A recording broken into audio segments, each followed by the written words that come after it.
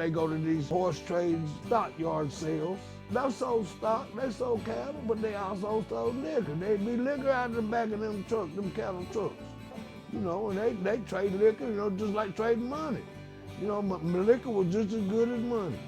You know, you have them old boys coming from Kentucky and different places like that, and they might buy a heifer and leave with a case of liquor too. You know, and that's how they made their money. You know, in them days, there wasn't too much stuff black people could build and say, this is mine, I own this. I bought and paid for, you know, the land. You know, that come far and few between, but they were able to do these things, you know, by bootlegging and trading and everything. At one point in time, my grandfather, he had 2 barns and 1 barn at the house.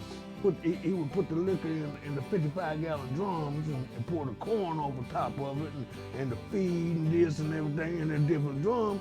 And you'd think they was regular feed for the hogs and this and everything else when it was a stash.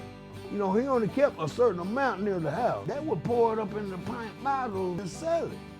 Grandfather run a joint. It was a restaurant, pool hall. He had a bar.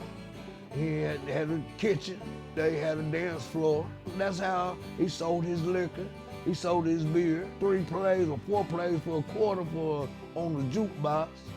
I remember that old jukebox, the way he had it set up, it had that bass that it just kicked, and you could hear it out the street, and it just draw people in, you know, and they would come in and they'd have a good time. Well, you gotta understand, you're in the Bible Belt. There's a church on every corner.